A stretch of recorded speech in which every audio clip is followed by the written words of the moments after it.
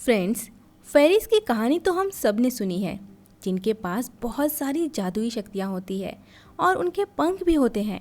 अक्सर वो इंसानों का भला करती है, लेकिन क्या आपने कभी उन परियों के बारे में सुना है जो शापित हैं और इंसानों से नफरत करते हैं? और आज की हमारी कहानी भी उन्हीं परियों की है जो शापित हैं और श्राप की वजह से वो सदियों से इंसानों से दूर छुपके रहने को मजबूर हो गए हैं। फ्रेंड्स, 2024 में रिलीज्ड इस मूवी का नाम है द वॉचर्स।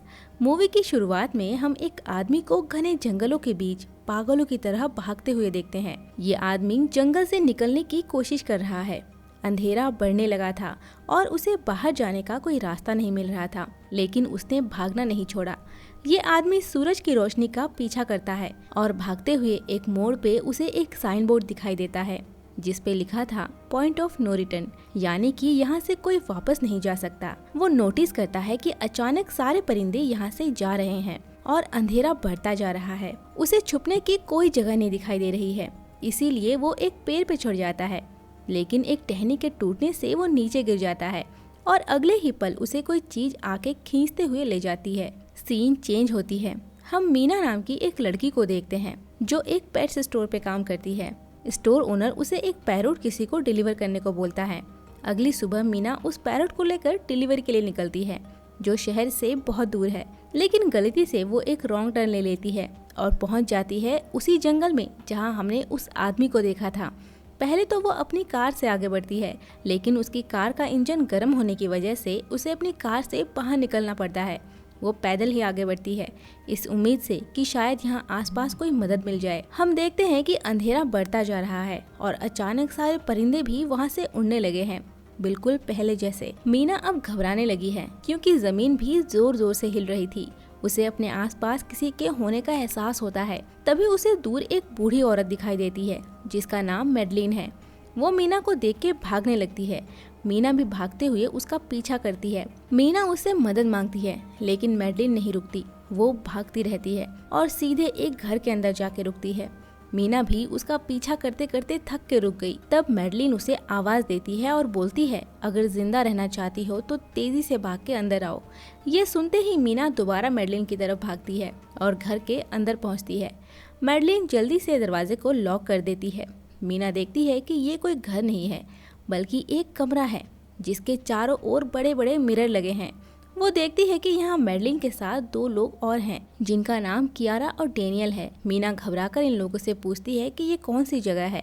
मैडलिन बोलती है कि हम इसे कूप बोलते हैं। मैडलिन उसे मिरर के सामने खड़े होने को बोलती है क्योंकि कोई उन्हें देखने आने वाला है। मीना पूछती है, कौन देखने आ रहा है? मैडलिन जवाब देती है कि हमें वॉचर्स देखने आ रहे हैं और अगले ही पल वहाँ अजीबोगरीब आवाजें आने लगती है। मैडलिन बोलती है कि वॉचर्स तुम्हारे आने से खुश हैं। मैडलिन की बातों से मीना हैरान हो जाती है। वो सोचती है कि आखिर वो कौन है। इस सोच में वो पूरी रात गुजार देती है और अगली सुबह दरवाज़ा खुलते ही मीना अपने पैरोट को लेकर तुरंत वहाँ से निकल जाती है। उसे एहसास होता है कि जैसे कोई उसका पीछा कर रहा है। वो घबरा जाती है और तेजी से सूरज की रोशनी का पीछा करते हुए भागती है। भागते भागते वो थक के बैठ जाती है। तभी पीछे से मैडलिन आती है और उससे बोलती है कि तुम पहली नहीं हो जो यहाँ से भागना चाहती है। हम लोगों ने भी कई बार यहाँ से भागने की कोशिश की है, लेकिन हर बार नाकाम रहे। मैडलिन उसे पॉइंट ऑफ नो रिटर्न के कई सारे बोर्ड्स दिखाते हुए बोलती है कि ये हमारे घर से आधे दिन के फासले पे लगे हैं ताकि हमें कूप वापस जाने का समय मिल जाए। अगर हम इससे आगे गए तो अंधेरा होने से पहले लौटना मुश्किल हो जाएगा। मीना पूछती है कि ये बोर्ड्स किसने लगाए हैं। मैडलिन बोलती है कि मैंने सुना है कि किसी प्रोफेसर ने लगाए हैं। वो आगे बोलती है, चलो सूरज हमारे सर के ऊपर है, हमें घर चलना चाहिए। इसके बाद दोनों वापस कूप में पहुंचते हैं। हर रात वॉचर्स उन्हें देखने के लिए आते हैं। आज कियारा उनके सामने डांस करते हुए बोलती है कि उन्हें ये सब पसंद है। दरअसल ऐसा नहीं है कि इन चारों को हर रात वॉचर्स के सामने खड़े ही रहना पड़ता हो।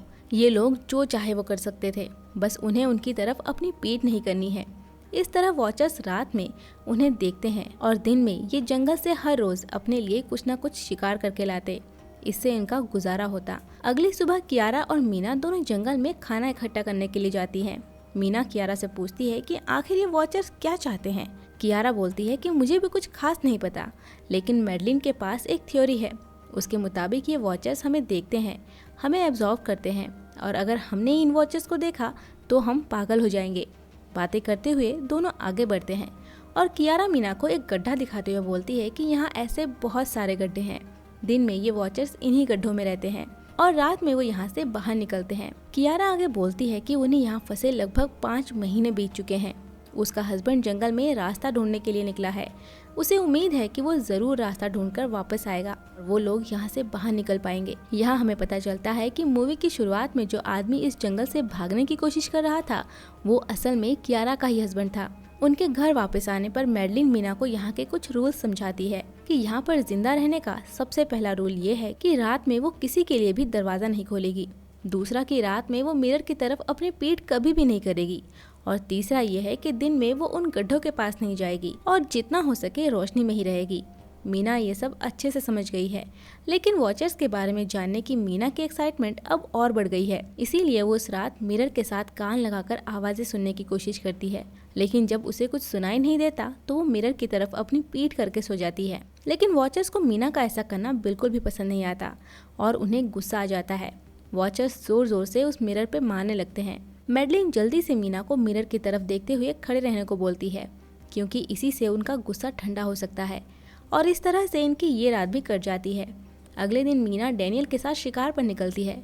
वो डैनियल से पूछती है, क्या आज तक तुमने किसी वॉचर को देखा है? डैनियल बोलता है नहीं। तब मीना बोलती है कि मुझे लगता है कि ये सब मैडलिन की ही बनाई हुई कहानियां हैं और वो हमें यहाँ फंसा रही है। हमें जरूर इन गड्ढों को चेक करना चाहिए, शायद हमें यहाँ से बाहर जाने का कोई रास्ता मिल जाए। डैनियल को मीना की बातें जेन्युइन लगती है, इसीलिए वो मीना की बातें मान लेता है। अब मीना अपनी कमर पे रस्सी बांधकर उस गड्ढे के अंदर उतरती है और रस्सी का दूसरा सिरा डैनियल ने पकड़ा हुआ है, जिससे अगर मीना को कुछ हो भी जाए तो वो जल्दी से मीना को बाहर की तरफ खींच सके। मीना नीचे गड्ढे में पहुँचती है, जहाँ उसे बहुत सारे इंसानों का सामान मिलता है। मीना इन सामानों को इकट्ठा कर लेती है, लेकिन इससे पहले कि मीना उस गड्ढे से बाहर निकलती, उसे गड्ढे के अंदर किसी की उंगलियां दिखाई देती है, जिन पर कुछ रोशनी से चमक रही थी। मीना घबरा जाती है और जल्दी से सारा सामान लेकर अपने कूप में वापस आती है। उनके पास इतने सारे सामान देख के मैडलिन पूछती है कि ये सामान तुम्हें कहाँ मिला? मीना झूठ बोलती है कि यह सामान उन्हें जंगल में मिला है। मैडलिन समझ जाती है कि मीना आज जरूर उन गड्ढों में गई थी। वो मीना से पूछती है कि बताओ तुमने गड्ढे के अंदर क्या देखा? लेकिन मीना उसे कुछ नहीं बोलती। हम देखते हैं कि उन्हें गड्ढे में से एक कैमरा मिला था। डैनियल और मीना उस कैमरे को सीसीटीवी बनाकर घर के बाहर लगा देते हैं ताकि ये लोग भी वॉचर्स को देख पाएं। मैडलिन उन्हें वार्निंग देती है कि तुम लोग ये सब बिल्कुल भी ठीक नहीं कर रहे हो, लेकिन दोनों उसकी एक भी नहीं सुनते। रात में सभी वॉचर्स का इंतजार करते हैं, लेकिन आज रात इनके साथ कुछ अजीब होता है। आज उनका दरवाजा खटखटाया जाता है। ये लोग कैमरे की तरफ देखते हैं तो वहाँ उन्हें किसी की टांगे दिखाई दे रही थी और बाहर से कोई कियारा के हस्बैंड की आवाज में बातें कर रहा था। कियारा को लगता है कि जरूर उसके हस्बैंड ने यहाँ से बाहर निकलने का रास्ता ढूंढ लिया है, इसीलिए वो जल्दी से उठकर दरवाजा खोलने जाती है। मैडलिन भी तुरंत उसे याद दिलाती है कि तुम ये दरवाजा नहीं खोल सकती। मैं जानती हूँ कि बाहर तुम्हारे हस्बैंड नहीं है, लेकिन कियारा को मैडलिन की बातों पे यकीन नहीं होता। इसीलिए मैडलिन बोलती है कि ठीक है, पहले तुम इसका एक टेस्ट ले लो और उससे कुछ ऐसा पूछो जिसके बारे में सिर्फ तुम्हें या तुम्हारे हस्बैंड को ही पता हो। कियारा बाहर खड़े आदमी से एक बुक के बारे में पूछती है, जिसके बारे में उसे जरूर पता होना चाहिए था, लेकिन बाहर खड़ा आदमी उसे कोई जवाब नहीं दे पाता। इससे वो समझ जाते हैं कि बाहर कोई और नहीं बल्कि वॉचर्स हैं। सभी वॉचर्स गुस्से में थे। एक तो ये इंसान उन गड्ढों में गए, वहाँ से सामान ले आए, ऊपर से उनके ऊपर नजर रखने के लिए बाहर कैमरा भी लगा दिया। गुस्से में वॉचर्स पहले तो बाहर लगा हुआ कैमरा तोड़ देते हैं और फिर मिरर पे जोर जोर से मारने लगते हैं। घबराते हुए सभी एक बार फिर से मिरर के सामने खड़े हो जाते हैं, जिससे वॉचर्स का गुस्सा शांत हो जाता है और उन्होंने मिरर पे वार करना छोड़ दिया। सब कुछ शांत होने के बाद डैनियल और मीना मैडलिन को सब कुछ सच सच बता देते हैं कि आज वो गड्ढे में गए थे और ये सारा सामान भी वो गड्ढे से ही लाए हैं। इस बात से मैडलिन को बहुत गुस्सा आ जाता है, क्योंकि उन्होंने रूल तोड़ा था। इसीलिए मैडलिन उन गड्ढों से लाया हुआ सारा सामान उठाकर वापस उसी गड्ढे में फेंक देती है। ये सब अपनी आंखों से देख के मीना ने ये मान लिया है कि यहाँ से निकलना आसान नहीं है और ना चाहते हुए भी वो यहाँ रहने के लिए मजबूर हो गई है। इस तरह वक्त गुजरता गया, मौसम बदलते गए, सर्दियाँ आ गई, लेकिन अभी भी ये लोग यहीं फंसे हैं। मीना हर रोज यहाँ से बाहर निकलने वाले रास्ते की तलाश में जाती है, इस उम्मीद से कि शायद उन्हें कोई रास्ता मिल जाए, पर उसे आज तक कामयाबी नहीं मिली। लेकिन उसने अपनी मेहनत को ज़ाया नहीं किया। वो हर रोज़ एक मैप बनाती है कि शायद एक दिन ये मैप कंप्लीट हो जाएगा। लेकिन अब सर्दियों की वजह से इन्हें खाना भी ठीक से नहीं मिल रहा था और भूख से इनकी दिमागी हालत खराब होती जा रही थी। और ऐसे ही भूख की वजह से डैनियल और मैडलिन के बीच झगड़ा होने लगता है। उस रात गुस्से में डैनियल मैडलिन और मीना को घर के बाहर ही छोड़ देता है और कूप को अंदर से लॉक कर देता है। जल्द ही अंधेरा भी होने वाला था। मैडलिन और मीना दरवाजा खटखटाती है। वो डैनियल से रिक्वेस्ट करती है कि प्लीज ये दरवाजा खोल दो, लेकिन वो दरवाजा नहीं खोलता। अंधेरा बढ़ते देख मजबूरन ये एक पेड़ के पीछे छुप जाते हैं। तभी उन्हें वॉचर्स के आने की आहट सुनाई देती है और अब पहली बार वॉचर्स की झलक दिखाई देती है। ये वॉचर्स लंबे और पतले लेकिन खतरनाक थे। आज रात वो फिर से अपने गड्ढों से निकलकर इंसानों को देखने के लिए आए हैं, लेकिन जब वो देखते हैं कि आज 2 इंसान गायब है, तब वो तेजी से उन्हें ढूंढने के लिए जंगल की तरफ भागते हैं। वॉचर्स के दूर जाते ही मीना और मैडलिन एक बार फिर से कूप के बाहर आते हैं और जोर जोर से दरवाज़ा खटखटाते हैं और इस बार आखिरकार डैनियल उनके लिए दरवाज़ा खोल देता है। मीना बहुत घबराई हुई है क्योंकि इस बार उसने सच में उन वॉचर्स को देखा है। मैडलिन सबके सामने कन्फेस करती है कि मैंने तुमसे झूठ बोला था कि मैं भी यहाँ फंस गई। असल में मैं इन क्रिएचर्स की तलाश में यहाँ आई थी क्योंकि मैंने किताबों में परियों के बारे में पढ़ा था, लेकिन जब मैं यहाँ आई तो मुझे पता चला कि ये तो मॉन्स्टर्स हैं। अपने इतने सालों के एक्सपीरियंस से मैंने ये जाना कि ये बहुत इंटेलिजेंट है, ये किसी का भी भेष बदल सकते हैं। मैंने जिस क्रिएचर को देखा था वो देखने में बिल्कुल मेरे जैसी ही लग रही थी। मैंने उनकी इन हरकतों से अंदाज़ा लगाया है कि वो हम जैसा बनने के लिए हर रोज़ कुछ सीखते हैं, इसीलिए ये हर रोज़ आकर हमें एब्जॉर्व करते हैं और हम जो कुछ भी करते हैं ये भी वैसा ही करने लग जाते हैं। इनकी इन्हीं बातों के दौरान उनके दरवाजे पे कोई दोबारा नॉक करता है। इस बार ये क्रिएचर्स इन्हीं की तरह बोल रहे थे। इस बार वो अंदर आना चाहते थे, लेकिन रूल के मुताबिक ये दरवाज़ा नहीं खोल सकते थे। तभी डैनियल की नज़र फर्श पे बने एक निशान पे पड़ती है, जहाँ फर्श थोड़ा ऊपर नीचे था, और जैसे ही वो कारपेट हटाते हैं तो उसके नीचे उन्हें एक बंकर दिखाई देता है। सभी तुरंत उस बंकर का दरवाज़ा खोल के उसके अंदर चले जाते हैं और फिर बंकर बंद कर लेते हैं। सभी इस बात से हैरान थे कि वो लोग इतने सालों से यहाँ हैं, लेकिन आज तक इन्होंने इस बंकर को नोटिस ही नहीं किया। यहाँ उन्हें बहुत सारा खाना और ज़रूरी सामान मिलता है। मीना को वहाँ एक कंप्यूटर मिलता है। उसे ऑन करने पर उसके अंदर बहुत सारा डेटा मिलता है। ये डेटा मार्टिन नाम के एक प्रोफेसर ने बनाया था।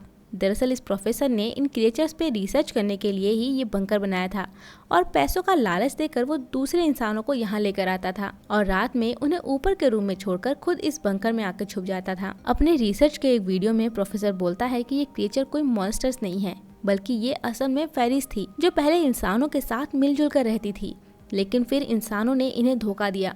इन्हें यहाँ जंगलों में फंसाकर वो यहाँ से निकल गए और सालों तक जमीन के नीचे रहने की वजह से इनका जादू और इनके पर नष्ट हो गए। प्रोफेसर आगे बोलते हैं कि उनकी रिसर्च के दौरान उन्हें एक ऐसी परी मिली जो उन सबसे अलग थी। वो उजाले में भी उन गड्ढों से बाहर आ सकती थी। उसने कभी भी प्रोफेसर के ऊपर हमला नहीं किया और प्रोफेसर की उससे दोस्ती हो गई थी। प्रोफेसर उसे अपने साथ इसी बंकर में ले आया था और वो प्रोफेसर के साथ रहते हुए इंसानों के तौर तरीके भी सीख गई थी। लेकिन कुछ समय बाद उसका किसी बात पे प्रोफेसर से झगड़ा हो गया और वो यहाँ से चली गई। इस कंप्यूटर में बहुत सारे वीडियोस थे और सबसे लास्ट वीडियो में प्रोफेसर ने इस जंगल में फंसे हुए लोगों के लिए यहाँ से निकलने का रास्ता बताया है। वो बोलते हैं कि शाम को जिस डायरेक्शन में परिंदे उड़ते हैं उसी डायरेक्शन में जाने से वो लोग इस जंगल से निकल सकते हैं। प्रोफेसर आगे बोलते हैं कि अगर कोई इस जंगल से निकलने में कामयाब हो गया तो यूनिवर्सिटी जाकर मेरी सारी रिसर्च डिस्ट्रॉय कर देना, क्योंकि कुछ राज ही रहनी चाहिए। मैंने यहाँ आकर बहुत बड़ी गलती कर दी। मैं यहाँ जिस चीज़ की तलाश में आया था वो मुझे नहीं मिल सका। ये वीडियो देखने के बाद सभी बहुत खुश होते हैं और अगली सुबह जब सभी बंकर से बाहर निकलते हैं तब वो देखते हैं कि इनका सेफ हाउस वॉचर्स ने पूरी तरह से बर्बाद कर दिया है, यानी कि अब एक भी पल यहाँ रहना खतरे से खाली नहीं था। और शाम तक वो परिंदों के उड़ने का इंतजार नहीं करना चाहते थे, इसीलिए मीना अपने पैरट को आज़ाद कर देती है और जिस डायरेक्शन में वो उड़ता है सभी उसी डायरेक्शन में जाने लगते हैं। चलते हुए ये लोग एक नदी के पास पहुंचते हैं जहां उन्हें प्रोफेसर का बोट मिलता है और फाइनली अब इस बोट के जरिए ये लोग इस जंगल से निकल सकते थे। लेकिन शाम हो चुकी थी और जल्द ही अंधेरा भी होने लगा था और इससे पहले कि ये लोग प्रोफेसर के बोट में बैठते, डैनियल को अपना साथी जॉन जख्मी हालत में मिलता है। डैनियल उसकी मदद के लिए आगे बढ़ता है, लेकिन मैडलिन जल्दी से बोट पर बैठ जाती है और उन्हें भी अपने साथ बोट पे आने के लिए बोलती है। और इससे पहले कि डैनियल जॉन को लेकर बोट पे वापस आता, कियारा देखती है कि डैनियल जिसे अपना दोस्त समझ रहा है वो कोई इंसान नहीं बल्कि जॉन के भेष में एक वॉचर था। कियारा और मीना जल्दी से बोट में बैठ जाती है। उधर डैनियल के कुछ समझने से पहले ही वॉचर ने डैनियल का पैर तोड़ दिया और अगले ही पल उसके सिर में अपने नाखून से एक निशान बना के उसके गर्दन को चीर के उसे मौत के घाट उतार दिया। और देखते ही देखते उस वॉचर ने उनके सामने ही डैनियल का रूप ले लिया। लेकिन अच्छी बात यह है कि ये वॉचर्स पानी में नहीं आ सकते थे और फाइनली ये लोग इतने सालों बाद इस नदी को पार करके शहर तक पहुंच जाते हैं। सीन चेंज होती है। हम देखते हैं कि मीना प्रोफेसर के यूनिवर्सिटी में उनके रिसर्च का डेटा नष्ट करने आई है। उसे यहाँ प्रोफेसर का कुछ सामान मिलता है जिससे उसे पता चलता है कि जब हजारों साल पहले इंसान और फेरिस एक साथ रहते थे तब इनकी शादी भी हो जाया करती थी। ऐसे इंसानों और फेरिस के बच्चे भी हुए जो किसी का भी रूप ले सकते थे, बल्कि ये उन लोगों का भी रूप ले सकते थे जो मर चुके थे, जिन्हें हाफलिंग्स नाम दिया गया। साथ ही वहाँ मिले कुछ फोटोज देख के वो हैरान हो जाती है। वो तुरंत कियारा से मिलने जाती है। उसे वो फोटोज दिखाते हुए मीना बोलती है कि मैडलिन जो उन्हें कूप में मिली थी वो कोई और नहीं बल्कि प्रोफेसर की वाइफ थी। कियारा उन फोटोज को देख के हैरान हो जाती है। वो बोलती है कि फिर मैडलिन ने उनसे ये बात क्यों छुपाई। तब मीना बोलती है कि यूनिवर्सिटी से उसे पता चला है कि प्रोफेसर की वाइफ मैडलिन की सालों पहले लंग कैंसर से मौत हो चुकी है। कियारा हैरान हो जाती है। वो बोलती है फिर वो जो हमारे साथ इतने दिनों से थी वो कौन थी। मीना बोलती है कि प्रोफेसर ने बताया था कि एक वॉचर सबसे अलग थी जो उनके साथ बंकर में भी आती थी। शायद ये वही है। प्रोफेसर अपनी वाइफ से बहुत प्यार करता था और जब उन्हें इनके बारे में पता चला तब वो अपनी वाइफ को दोबारा पाने के लिए ही इस जंगल में आया था। प्रोफेसर को लगा था कि शायद वो अपनी वाइफ को वापस पा सकता है, इसीलिए उसने उस वॉचर को इंसानों के तौर तरीके सिखाए। लेकिन वो प्रोफेसर की उम्मीदों पे खरी नहीं उतर सकी। हम जिसे मैडलिन समझते आए हैं वो असल में एक वॉचर थी। कियारा, हम एक मॉन्स्टर यानी एक राक्षस को अपने साथ ले आए हैं, हमें उसे वापस भेजना होगा। तभी उसकी नज़र बाहर से आती हुई एक कार पे पड़ती है जिसमें से कियारा उतरती है। मीना समझ जाती है कि वो इतनी देर से जिससे बातें कर रही थी वो कोई और नहीं बल्कि मैडलिन है। कियारा के आते ही मैडलिन उसे बेहोश कर देती है और तुरंत रूप बदलते हुए मीना पे हमला करती है ताकि उसका राज राज ही रहे। मीना उसे प्रॉमिस करती है कि वो कभी भी अपना मुंह नहीं खोलेगी।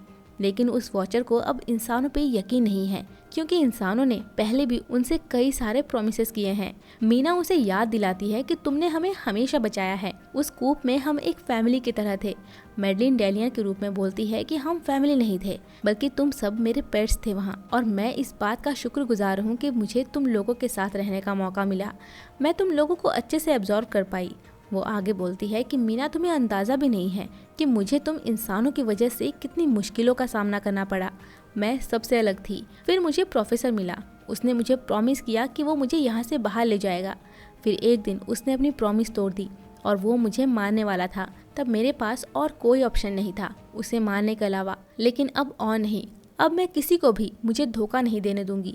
ये बोलते हुए वो पहले प्रोफेसर के भेष में आती है। फिर मीना का चेहरा अपनाते हुए उसे बोलती है कि अब मैं तुम्हारी जिंदगी जीऊंगी, और उसके गर्दन पे अपना हाथ रख के उसके दूसरे हाथ पे अपने नाखून से एक निशान लगाती है। इस बीच मीना उसे बोलती है कि क्या तुमने कभी सोचा है कि तुम दूसरे वॉचर से कैसे अलग हो? क्या तुमने कभी सोचा है कि तुम दिन में क्यों चल सकती हो? ये सुनते ही मैडलिन उसे छोड़ देती है। मीना उसे समझाती है कि अगर प्रोफेसर के डेटा पे बिलीव करे तो मैडलिन इंसान और फेरी की संतान है, इसीलिए वो डेवॉकर है। उसके अंदर भी फीलिंग्स है, इमोशंस हैं, वो भी इंसानों की तरह ही जेलस फील करती है। इसीलिए वो उस शापित जंगल से निकल पाई है जहाँ से दूसरे वॉचर्स कभी नहीं निकल पाते। यानी कि वो इंसानों और फेरी दोनों के साथ रह सकती है। क्या पता यहाँ उसके जैसे और भी मौजूद हो। या तुम उन्हें ढूंढना नहीं चाहोगी? इसी दौरान मैडलिन को उसके पंख वापस मिल जाते हैं। उसे मीना की बातों में सच्चाई नजर आती है और वो मीना को वहीं पे छोड़ के उड़ जाती है। और जाते हुए वो मीना से बोलती है कि मैं उम्मीद करती हूँ कि तुम्हारी बातें सच साबित हों। इस घटना के अब कई दिन बीत चुके हैं। मीना अपनी जुड़वा बहन लूसी से मिलने गई हुई है। वो उसे अपने जंगल में रहने के एक्सपीरियंस के बारे में बोलती है कि आज भी उसे ये सब कुछ एक सपने जैसा लगता है। उसे लगता है जैसे मैडलिन आज भी उसके आसपास ही है। उसे भीड़ में मैडलिन के होने का एहसास होता है। उसे लगता है मानो हमेशा मैडलिन उसे देख रही है। हम देखते हैं कि लूसी के घर के बाहर एक छोटी बच्ची उसे देख रही है। और इसी के साथ ये अनबिलीवेबल फेरीज या यूं कहे कि मॉन्स्टर्स की यह कहानी यहीं पे खत्म होती है। तो फ्रेंड्स, कैसी लगी आपको ये कहानी? कमेंट में जरूर बताएं। और साथ ही ये बताना ना भूलें कि इसके बाद आप कौन सी मूवी की कहानी को सुनना चाहेंगे। अगर आपको हमारा एक्सप्लेनेशन अच्छा लगा हो तो वीडियो को लाइक, शेयर एंड सब्सक्राइब कर हमें सपोर्ट करें। जल्द ही मिलते हैं एक और मजेदार कहानी के साथ। तब तक के लिए बाय बाय।